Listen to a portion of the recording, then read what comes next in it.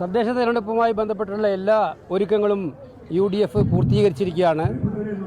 വളരെ നല്ല വിജയം കേരളത്തിലെ ജനങ്ങൾ UDFന് നൽകുമെന്നുള്ള ഉറച്ച ആത്മവിശ്വാസത്തിലാണ് ഞങ്ങളെല്ലാവരും.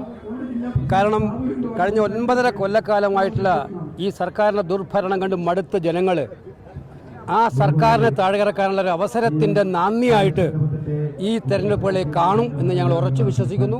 അതുകൊണ്ട് UDF വലിയ പ്രതീക്ഷയിലാണ്, ഉജ്ജ്വല വിജയം നേടും. തീർച്ചയായിട്ടും LDF സർക്കാരിൻ്റെ വിലയിരുത്തൽ ജനങ്ങൾ നടത്തിയിട്ടുണ്ട് കഴിഞ്ഞ ഉപതെരഞ്ഞെടുപ്പുകളിലെല്ലാം. ആ ഉപതെരഞ്ഞെടുപ്പുകളിലെല്ലാം നടത്തിയ വിലയിരുത്തലുകൾ സർക്കാരിനെതിരായിട്ടായിരുന്നു. ഇതും സർക്കാരിനെതിരായ വിലയിരുത്തലായിരിക്കും. വരാനിരിക്കുന്ന അസംബ്ലി തെരഞ്ഞെടുപ്പ് വിജയത്തിൻ്റെ നന്ദിയായിരിക്കും UDFന് ഈ തെരഞ്ഞെടുപ്പ്. അല്ല, ഞങ്ങൾ പതിവിന് വിപരീതമായിട്ട് ഞങ്ങൾ നേരത്തെ തന്നെ ഒരുക്കങ്ങൾ തുടങ്ങിയിരുന്നു. ഏറ്റവും സന്തോഷകരമായ കാര്യം കോൺഗ്രസിനകത്ത് നേതാക്കന്മാരെല്ലാവരും വളരെ ഉത്തരവാദിത്വബോധത്തോടെ വിജയപ്രതീക്ഷ മാത്രം ലക്ഷ്യം വെച്ചുകൊണ്ട് പ്രവർത്തിക്കുകയാണ്.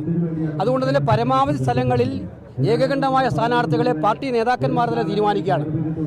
താൻ സ്ഥാനാർത്ഥിയാവുകയല്ല, സ്ഥാനാർത്ഥിയെ ജയിപ്പിക്കുന്ന പ്രക്രിയയുടെ ഭാഗമായി മുന്നിൽ നിൽക്കുക എന്നുള്ളതാണ് നേതാക്കന്മാർ പ്രത്യേകമായിട്ട് കാണുന്നത് എന്നുള്ളത് ഏറ്റവും സന്തോഷകരമായിട്ടുള്ള കാര്യമാണ്.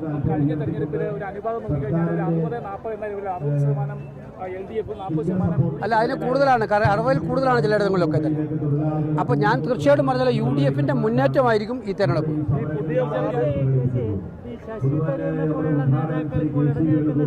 പഞ്ചായത്ത് ഇലക്ഷനും അതുമായിട്ട് എന്താ ബന്ധം? പഞ്ചായത്ത് ഇലക്ഷൻ ഇപ്പൊ ചർച്ച ചെയ്യേണ്ടത് ശബരിമലയിലെ സ്വർണ്ണപ്പാളി കട്ടത് എന്തായി? അതെ, ശബരിമലയിലെ സ്വർണ്ണപ്പാളി കട്ട് അമ്പലത്തിലെ വിശ്വാസങ്ങളെ മുഴുവൻ വെല്ലുവിളിച്ചൊരു സർക്കാർ. എന്നിട്ട് യഥാർത്ഥ പ്രതികളെ പിടിക്കാൻ വേണ്ടി ഹൈക്കോടതി പറഞ്ഞു.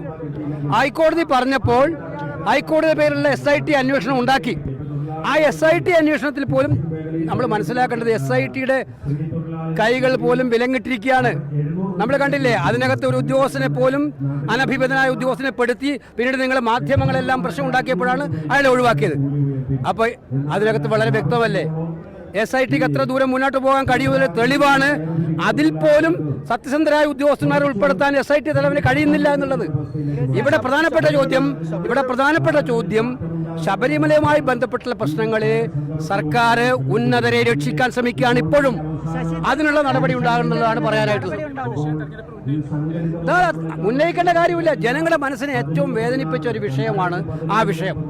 ജനമനസ്സുകളിൽ ഏറ്റവും വേദന 2019 നേരത്തെ ഉണ്ടായിട്ടുള്ള യുവതീ പ്രവേശനം പോലെ തന്നെ വിശ്വാസങ്ങളെ വെല്ലുവിളിക്കുക. ശബരിമലയിലെ സ്വർണം കട്ടുകൊണ്ട് പോകാൻ മാത്രമല്ല, അയ്യപ്പന്റെ ശ്രീകോവിലിന്റെ പ്രതിഷ്ഠിച്ച വിശ്വാസം അത് ചെന്നൈയിൽ കൊണ്ടുപോയി പ്രദർശിപ്പിക്കുക, അവിടെ വിൽക്കുക. ഇത് വിശ്വാസികൾ ഉണ്ടാക്കിയിട്ടുള്ള വേദന ചെറുതല്ല. ആ വേദന പ്രതിഫലിക്കും ഇനി വരാനിരിക്കുന്ന നാളുകളിലെ തെരഞ്ഞെടുപ്പുകളിലെല്ലാം.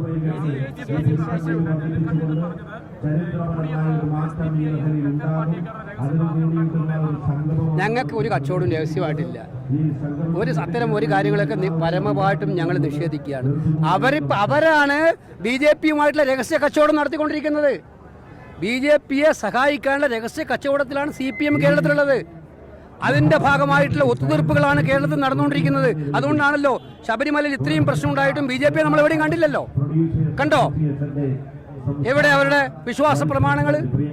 അപ്പൊ കൃത്യമായിട്ട് നമ്മൾ മനസ്സിലാക്കാൻ സാധിക്കുന്നത് LDFനാണ് അവിശുദ്ധ കൂട്ടുകെട്ട്. UDF വളരെ സ്ട്രെയിറ്റ് ആണ് ഇക്കാര്യത്തിൽ. ഞങ്ങൾ വളരെ വ്യക്തമായി പറയുന്നത് UDF തനതായ നിലക്ക് തന്നെ നല്ല വിജയം കൊയ്യും. പ്രാദേശികമായി ഞങ്ങൾ UDFൽ നല്ല യോജിപ്പോടെ മുന്നോട്ട് പോവാണ്. കൊച്ചു തർക്കങ്ങൾ പോലും വളരെ കുറവാണ്. അതെല്ലാം ഇനി ചെറിയ ചെറിയ പ്രശ്നങ്ങളുണ്ടെങ്കിൽ അതെല്ലാം 2-3 ദിവസങ്ങളിൽ പരിഹരിക്കാൻ നേതൃത്വം ഇടപെട്ട് പരിഹരിക്കും കേരളത്തിലെ നേതൃത്വം.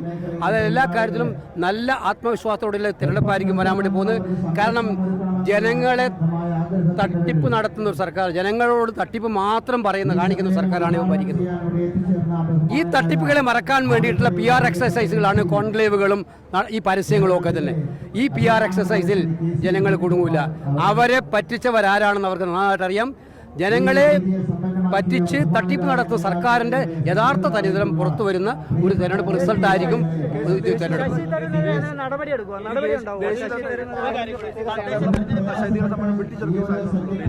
അല്ല, പാർലമെന്റ് ഒന്നും ഇപ്പൊ ഇല്ലല്ലോ. പാർലമെന്റ് ഒന്നും ഇപ്പൊ കൂടുന്ന ഒരു പ്രസക്തി ഇല്ല. ഇപ്പോൾ ശൈത്യകാല സമ്മേളനം 1-ാം തീയതി മുതൽ 19-ാം തീയതി വരെ. അതിനിടയിലാണ് നമ്മളിപ്പോൾ ഹരിയാന അടക്കമുണ്ടായിരുന്ന ഏറ്റവും ഞെട്ടിപ്പിക്കുന്ന വോട്ട് ചോരൽ പറഞ്ഞിരിക്കുന്നത്. ഇപ്പോൾ ഇവിടെ തന്നെ SIR എന്ന് പറഞ്ഞപ്പോൾ നടത്തിക്കൊണ്ടിരിക്കുകയാണ്. ഇപ്പോൾ ഞങ്ങൾ എല്ലാ രാഷ്ട്രീയ പാർട്ടികളും പഞ്ചായത്ത് തെരഞ്ഞെടുപ്പിൻ്റെ തിരക്കിലാണ്. മനസ്സിലായില്ലേ? അപ്പോൾ അതിനിടയിലാണ് SIR. അപ്പോൾ വോട്ട് ചോരൽ നടത്തിക്കൊണ്ടിരിക്കുന്ന സർക്കാർ, ഇലക്ഷൻ കമ്മീഷനാണ് വിശ്വാസ്യതയില്ല. ബീഹാറിൽ പോലും VVPATകൾ പാറി നടക്കുകയാണ് നഗരത്തിലാകമാനം. അപ്പോൾ അങ്ങനെയുള്ളൊരു കാലത്താണ് നമ്മൾ നിൽക്കുന്നത്. അപ്പോൾ BJPയെ സംബന്ധിച്ചിടത്തോളം, ഈ നാട്ടിലെ കേന്ദ്ര സർക്കാരിനെ സംബന്ധിച്ചിടത്തോളം പാർലമെന്റ് ഒന്നൊരു വിഷയമേ അല്ല. ജനാധിപത്യം കാറ്റിൽ പറത്തുക എന്നുള്ളതാണ് അവരുടെ മിനിമം അജണ്ട. ആ സ്ഥിതിയിലാണ് പാർലമെന്റും നടക്കാൻ വേണ്ടി പോകുന്നത്. കേരളത്തിന്റെ സമഗ്രമായ മാറ്റം ഇവിടെ ഞാൻ പറഞ്ഞത് തന്നെയാണ്. വികസന അജണ്ടയോടൊപ്പം പാവപ്പെട്ടവരെ കരുതുന്ന മിനിമമായിട്ടുള്ള പദ്ധതികൾ.